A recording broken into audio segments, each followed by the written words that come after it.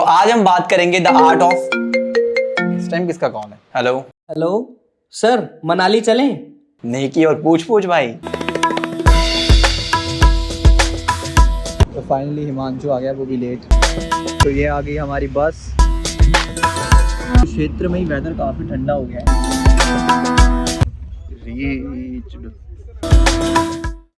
हाँ अब ठीक है, बहुत ज़्यादा गर्मी हो रही थी तो मैंने सोचा किसी ठंडे प्लेस में आते हैं।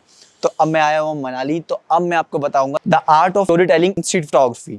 हर फोटोग्राफ में दो स्टोरी होती है, एक वो स्टोरी जो आपको दिखती है और दूसरी स्टोरी वो होती है जो कैमरा पर्सन और उसका कैमरा जानता है। सो जो पहली स्टोरी है जो आपको और सबको दिखती है वो है फोटोग्राफ की स्टोरी। जब आप फोटोग्राफ देखते हो तो आपको उसकी स्टोरी कन्वे होती है। और जो दूसरी स्टोरी है वो होती है उसके बिहाइंड द सीन, यानी कि उस फोटोग्राफ को क्लिक करने में किस तरीके से प्लानिंग हुई है, क्या सोचा गया। सो स्टोरीज दो फॉर्मेट में होती हैं, पहला होता है ओपन फॉर्मेट, दूसरा close ended format.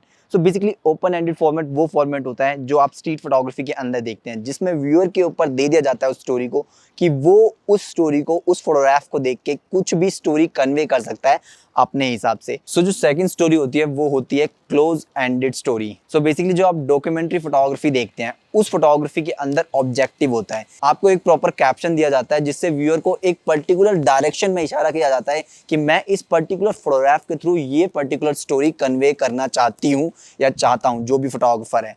But street photography में ऐसा नहीं होता, एक ओपन एंडेड स्टोरी दी जाती है। इसी वजह से कभी भी स्ट्रीट फोटोग्राफी के अंदर कैप्शन नहीं दिया जाता है। ये अप टू द व्यूअर पे छोड़ा जाता है कि वो उस स्टोरी को अपने इमेजिनेशन के हिसाब से उस फोटोग्राफ को देख के कुछ भी इमेजिन कर सकता है, जो भी वो स्टोरी कन्वे करना चाहता है। अब हम बात करेंगे स्टोरी टेलिंग के 5 एलिमेंट्स के बारे में।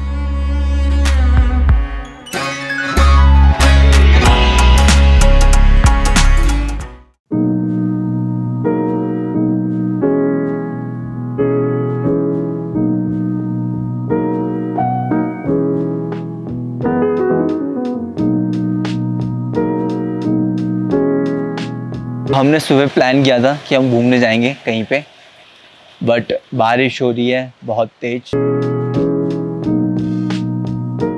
स्टोरी टेलिंग के 5 एलिमेंट में सबसे पहला एलिमेंट होता है वो है मूड, यानी कि आपकी फोटोग्राफ का मूड क्या है, आपकी पिक्चर को देख के किस तरीके का मूड जो है वो जनरेट हो रहा है, वो बहुत इंपॉर्टेंट है। तो टेम्परेचर हो रहा है 6 डिग्री और हम ये देखिए यहाँ पे वीडियो शूट कर रहे हैं भाई। हाँ अब ठीक है। तो आपकी पिक्चर का जो मूड है वो डिपेंड करता है उसके एनवायरनमेंट से, कि उसका एनवायरनमेंट आसपास का किस तरह है।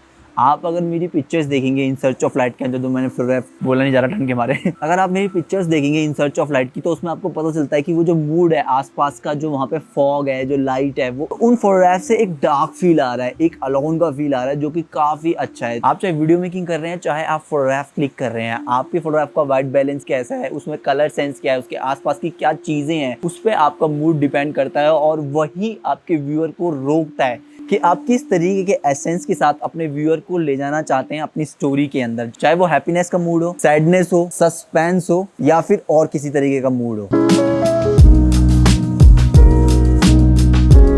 तो जो सेकंड एलिमेंट है वो है इमोशन, कि आपकी पिक्चर के अंदर किस तरीके के इमोशन जो है कन्वे हो रहे हैं। जब मैं कोई भी फोटोग्राफ क्लिक करता हूँ तो मैं एक चीज का हमेशा ध्यान में रखता हूँ कि मैं अपनी फोटोग्राफ के अंदर किस तरीके से इमोशन कैप्चर कर सकता हूँ। आप किसी भी फोटोग्राफर की फोटोग्राफ देखेंगे तो आप हमेशा ये नोटिस करेंगे कि वो इमोशन पे सबसे ज्यादा वर्क करता है, क्योंकि इमोशन ही आपकी पिक्चर को लाइफ टाइम एनर्जी देते हैं। अदरवाइज आपकी पिक्चर बिल्कुल डेड है।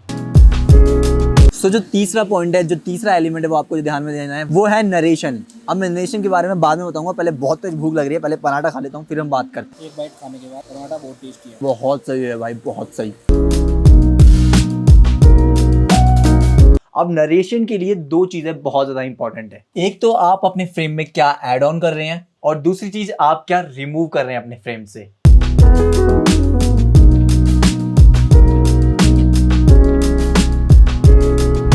सो जब भी आप कोई भी फ्रेम क्लिक कर रहे हैं तो आपको पता होना चाहिए कि आपको अपने फ्रेम में क्या ऐड ऑन करना है और क्या रिमूव करना है, क्योंकि बहुत बार ऐसा होता है कि आपकी कंपोजिशन की वजह से आप जो स्टोरी नरेट करना चाहते हैं वो सही से कन्वे नहीं हो पाती है। So you should be very careful about what you want to add in your frames और what you want to remove in your frames. ये बारिश आ रही है और रुक ही नहीं रही भाई, बहुत खतरनाक बारिश। सुबह से हम कहीं नहीं जा पा रहे इसकी वजह से।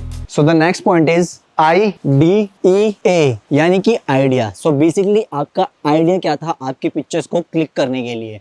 ह्यूमर, सस्पेंस और भी कई अलग अलग तरीके के इमोशन और आइडिया जनरेट हो सकते हैं आपकी फोटोग्राफ के बीच। And the last and most important element वो है मैसेज।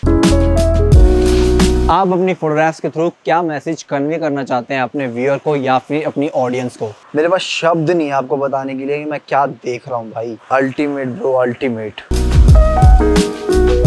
तो ये थे the art of story telling in photography के 5 इंपॉर्टेंट एलिमेंट्स जो आपको ध्यान में रखने हैं जब भी आप फोटोग्राफ क्लिक कर रहे हैं। अगर आपने ये वीडियो यहाँ तक देखा है तो इस वीडियो को लाइक करें। कमेंट में मुझे बताएं कि ये वीडियो कैसा लगा। मैंने काफी अलग ट्राई किया है, काफी ज्यादा मेहनत लगी है इस वीडियो को क्रिएट करने में। भाई साहब बहुत ठंड हो रही है, होठ काम नहीं कर रहे और मेरे पीछे का व्यू देखो भाई तुम, ओ भाग।